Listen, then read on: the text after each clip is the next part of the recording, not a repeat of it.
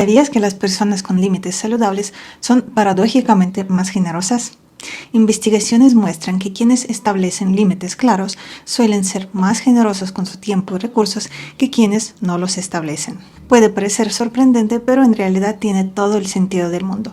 Cuando tienes claros tus límites, das desde una elección consciente y no desde la culpa o el deber ser. La generosidad que nace de la elección es mucho más auténtica y sostenible que la generosidad por obligación. ¿Estás de acuerdo? Al cuidarte primero tienes mucho más para ofrecer a los demás. La buena noticia es que establecer límites saludables es una habilidad que se puede aprender, aunque nadie nos haya enseñado antes. El camino no siempre es fácil, pero los beneficios son extraordinarios. Relaciones más auténticas, mayor respeto hacia nosotros mismos, menos estrés y resentimientos, una sensación de libertad y control sobre nuestra propia vida. En los próximos 30 minutos vamos a explorar los 5 errores más comunes que no nos permiten establecer límites saludables. Vamos a identificar estos patrones que quizás llevas repitiendo sin darte cuenta para que puedas corregirlos y con eso empezar a establecer límites saludables a partir de hoy. Pon mucha atención al último error porque al corregirlo no solo vas a poner límites más sanos, pero también vas a experimentar una profunda liberación emocional. Y al final del video, cuando ya tengan la claridad sobre qué son los límites y cómo establecerlos, voy a compartirles 2 preguntas clave que les ayudarán a identificar claramente qué tan buena es su relación con los límites personales. Además, las respuestas a estas preguntas les revelarán el estado real de sus relaciones. Me llamo Katia Jovich, soy psicóloga humanista y llevo 8 años dando terapia a personas de diferentes países del mundo. Durante este tiempo he observado cómo el tema de los límites se ha vuelto increíblemente popular. Por un lado, son buenas noticias porque la información sobre los límites que recibimos de las redes y otras fuentes ayuda a las personas a entender el porqué de algunas de sus dificultades y buscar soluciones. Por otro lado, la popularización de cualquier tema complejo inevitablemente lo hace más plano y simplista. Muchos han visto videos de TikTok donde dicen cosas como: si alguien no respeta tus límites es una persona tóxica. O no, también puede ser que lo que estableces no es un límite, sino una imposición. O cosas como: si alguien te quiere, va a respetar los límites que pongas. Como si el amor garantizara la comprensión de límites o las habilidades para respetarlos. Otra cosa que he escuchado es: si sientes culpa al poner un límite, es porque la otra persona te está manipulando. La culpa al poner límite muchas veces viene de causas internas y no externas. De estas y otras simplificaciones provienen muchas confusiones y también muchos de los errores que cometemos a la hora de establecer un límite. A través de este video quiero ayudarles a ver los límites de una manera más completa y más matizada. Pero antes de empezar, les quiero hacer una pregunta. ¿Qué les viene a la mente cuando escuchan la palabra límites? ¿La asocian con algo positivo o algo negativo? ¿La asocian con personas que tienen claridad sobre lo que necesitan y se valoran a sí mismas? ¿O con las personas que ponen barreras y alejan a otras personas? O sea, ¿la asocian con seguridad y protección o con rechazo? No lo analicen, lo primero que se les viene a la mente está bien. Es importante tomar conciencia de ello, ya que nuestras creencias sobre los límites determinan profundamente cómo los establecemos. No olviden su respuesta porque regresaremos a esta pregunta más tarde. Mientras tanto, les quiero presentar a alguien. Este es Término o Términos, el dios de los límites y las fronteras. Este dios no tiene una figura humana como otros dioses romanos, pero no obstante era un dios muy importante. Como pueden ver, es una piedra, pero no una piedra cualquiera, sino un mojón. ¿Qué es un mojón?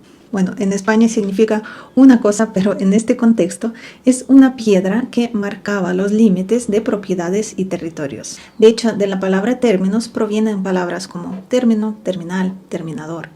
Todas estas palabras están relacionadas con el concepto de fin o límite. Entonces, ¿por qué crees que Términos se convirtió en el dios súper importante y extremadamente respetado sin ni siquiera tener un cuerpo humano, como estos?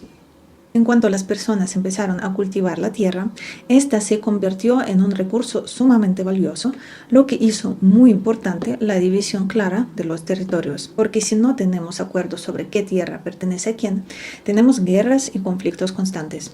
En los años lluviosos vamos a pelear por los pedazos de tierra que nos inundan. En los años de sequía vamos a matarnos por tierras que están cerca del agua. Y así. La falta de acuerdos hacía la situación muy inestable, tensa e impredecible. Entonces, la creación de piedras fronterizas se convirtió en una herramienta imprescindible. Los límites ayudaban a reducir comportamientos destructivos, preservar la vida y los recursos. Cuando la gente se ponía de acuerdo sobre las fronteras entre los terrenos, ponían el mojón o una piedra fronteriza juntos. Es importante que lo hacían juntos porque esta acción en conjunto significaba que la frontera estaba determinada y que nadie podía mover la piedra. Bueno, podían moverla, pero con la consecuencia de que cualquier persona le podía matar. Literal, los límites de las tierras y propiedades eran sagrados. Si alguien se atrevía a mover la piedra, cualquier persona la podía matar. Los romanos consideraban la muerte un castigo adecuado porque la persona que atacaba los límites establecidos podía provocar homicidios, luchas, guerras, etcétera, etcétera. O sea, violar los límites no era solo una ofensa contra otro ciudadano, contra otra persona, sino un sacrilegio contra términos mismos. Lo interesante es que para reforzar los acuerdos y honrar al dios de las fronteras, los romanos tenían la fiesta de las terminalias. Cada año, el 23 de febrero, los propietarios de terrenos vecinos se reunían en la piedra que marcaba la frontera entre sus terrenos para reafirmar los acuerdos y mostrar respeto por los límites. Los romanos entendían que los límites claros y respetados son la base de la paz social y la estabilidad. Sin ellos, la sociedad caería en caos y el conflicto constante. ¿Por qué les cuento eso? Porque además de ser un dato histórico curioso, las piedras fronterizas son una excelente metáfora para los límites personales. Los límites personales, al igual que las piedras fronterizas, sirven para definir claramente dónde termina mi territorio y dónde comienza el tuyo. Eso minimiza conflictos y crea seguridad. Dentro de mi territorio tengo toda la libertad de hacer lo que me da la gana. Y de la misma manera el otro puede hacer lo que le parezca dentro de su territorio. Los límites saludables nos ahorran recursos, bajan niveles de ansiedad y, como sabemos ahora, nos vuelven más generosos. ¿En qué áreas de su vida les resulta más difícil poner estas piedras fronterizas? Seguramente estarán de acuerdo conmigo en que no es lo mismo establecer límites en la familia que en el trabajo, que con la pareja, los amigos o los hijos. Entonces, ¿en qué relaciones sienten que tienen más complicaciones? Y ahora, teniendo la metáfora de las piedras fronterizas en la mente, les propongo cuestionar los errores que solemos cometer a la hora de poner límites. Estos errores van a ser 5. Primero, creer que para establecer un límite tienes que ser tajante. Segundo, pensar que los límites están donde yo los pongo. Tercero, evadir poner límites con las personas cercanas. Cuarto, pensar que si yo respeto los límites de otras personas, los demás van a hacer lo mismo. Y quinto, el más importante, todavía no lo voy a revelar. Mantengamos algo de intriga. Entonces, primer error frecuente es creer que para establecer un límite tienes que ser tajante. En plan, yo quiero tal cosa y ya. Es común pensar que poner un límite tiene que ser una declaración firme y sin posibilidad de negociación. Sin embargo, los límites no siempre tienen que ser tan rotundos o inflexibles. Los límites saludables son los límites adecuados a la situación. En algunas situaciones es necesario ser firme, en otras dejar pasar las cosas, en algunas usar el humor para suavizar la situación, etcétera, etcétera. El problema aquí es que muchas personas no tienen opciones para escoger, o no ponen ningún límite y tragan la incomodidad, o ponen límites demasiado firmes, tajantes, hasta cuando no es necesario. Lo que pasa es que ponemos límites gracias a nuestra energía agresiva. No me refiero a la agresividad como sinónimo de violencia, me refiero a la agresividad en el sentido psicológico, como a la energía vital que nos moviliza, nos motiva a defendernos y satisfacer nuestras necesidades. Si desde la temprana edad aprendemos a reprimir nuestra agresividad por miedo a recibir un castigo, o hacer daño, o ser rechazados, nos costará poner límites adecuados de adultos. Vamos a tender a quedarnos callados, congelarnos, aguantar hasta explotar o irnos de las relaciones sin dar explicaciones. Años de sometimiento y la incapacidad de defenderse puede llevar a otro extremo de sobrereaccionar y ser demasiado tajantes. En cuanto más sana es la relación con nuestra agresividad, más natural nos sale poner límites adecuados a la situación porque actuamos desde la autenticidad y no desde patrones reactivos de defensa o sumisión. Segundo error es pensar que los límites están donde yo los decido poner. En teoría, eres tú quien define tus propios límites, pero no es tan simple. Nuestros límites existen dentro de relaciones, familias, trabajos y sociedades, con sus propias normas y expectativas que pueden entrar en conflicto con nuestros límites individuales. Recuerdan, ponemos una piedra fronteriza cuando llegamos a un acuerdo mutuo. Si siempre ponemos límites de una manera unilateral, nos condenamos a cortar relaciones, alejarnos de personas o poner a otros en una situación demasiado incómoda o hasta imposible. No les voy a discutir que existen situaciones cuando es necesario hacerlo de esta manera, pero también es verdad que hay muchas situaciones en las que necesitamos hablar, confrontar, tal vez mostrarnos vulnerables. Poner un límite supone un esfuerzo y la capacidad de defender tus intereses manteniendo la consideración por la otra persona, o sea, ser sanamente agresivos. Tercer error sería evadir poner límites con las personas cercanas. En base de este error está la idea de que los conflictos destruyen las relaciones y que es menos peligroso aguantar que confrontar. Este principio puede funcionar en casos específicos y aislados, por ejemplo, con personas desconocidas. A veces simplemente no vale la pena explicar cosas a ciertas personas, pero no funciona y no puede funcionar a largo plazo en relaciones cercanas. Cuando aguantamos mucho tiempo cosas que no nos gustan, sin querer empezamos a percibir al otro como a un abusador.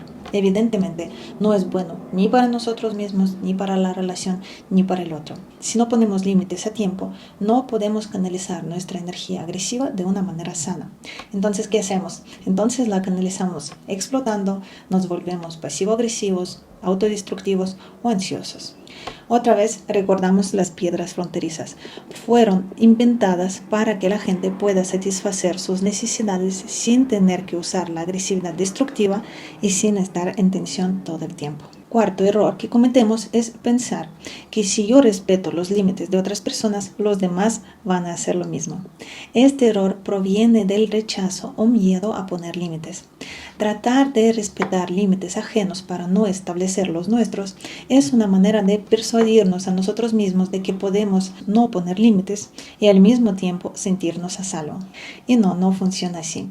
¿Recuerdan a los romanos? Primero ponían la piedra fronteriza y después se reunían cada año para reafirmar los acuerdos y reafirmar los límites. Para poder sentirnos a salvo necesitamos marcar nuestro territorio y también necesitamos que el otro nos lo marque, porque no siempre sabemos dónde están los límites de otro y qué es lo que percibe como transgresión de sus límites. Por ejemplo, tu amiga puede percibir llegar tarde como una falta de respeto, mientras que tú lo ves como parte de la cultura y no lo tomas personal.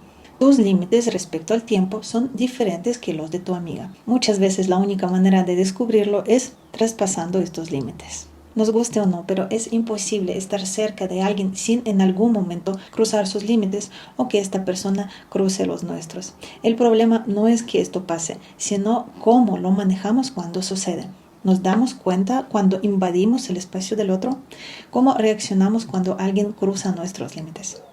Ahí está la clave. Y el quinto error más común, que vamos a ser sinceros, en algún momento cometemos todos, es que en vez de poner un límite, queremos cambiar al otro. Las preguntas tipo, ¿qué hago para que mi amiga deje de contarme sus problemas todo el tiempo?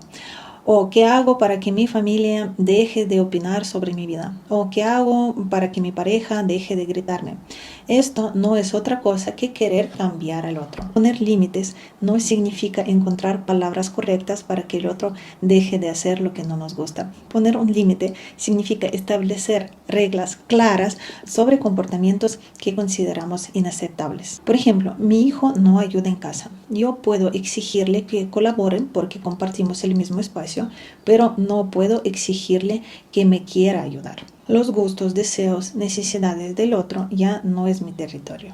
O si yo no soporto que mi amiga me haga esperar 15 minutos cada vez que quedamos para vernos, puedo no esperarla, pero no puedo hacer nada para que ella empiece a ser puntual. El deseo de desarrollar esta habilidad ya no es mi territorio. Vamos a ser sinceros, muchas veces tratamos de cambiar al otro para no tener que enfrentar el sentimiento de culpa, miedo al rechazo, tristeza por separación, vergüenza y otras emociones desagradables. Claro, si el otro cambia, nosotros no necesitamos desarrollar nuevas habilidades. Estamos fuera de peligro de caer mal, tener que alejarnos o sentirnos no importantes. Es muy comprensible y muy humano, pero rara vez funciona. En la gran mayoría de los casos lleva a crear muchas confusiones y más conflictos. Solo los límites sanos bajan los niveles de agresividad destructiva. ¿Recuerdan que al principio les dije que corregir este error les iba a traer profunda liberación emocional? ¿Por qué lo dije? Porque cuando empezamos a poner límites saludables en vez de tratar de cambiar al otro, nos liberamos de las responsabilidades que no nos corresponden y nos devolvemos nuestra autonomía. Así ya no dependemos del otro y de sus decisiones, sino de nosotros mismos. Nos volvemos dueños de nuestras vidas. Ese es el poder de la agresividad sana. ¿Cuáles son los errores que cometes o cometiste tú? Yo todos. Resumamos los puntos más importantes de los que hablamos hasta ahora. Primero, hablamos de que los límites saludables son los límites adecuados a la situación. 2. Para poder establecer límites saludables, necesitamos tener una buena relación con nuestra agresividad. Sin eso, vamos a evitar poner límites o vamos a poner límites demasiado tajantes. 3.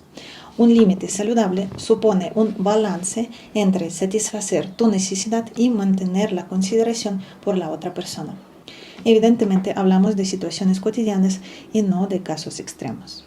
4. Si no establecemos límites en nuestras relaciones cercanas, ponemos en peligro nuestras relaciones y nuestro bienestar emocional.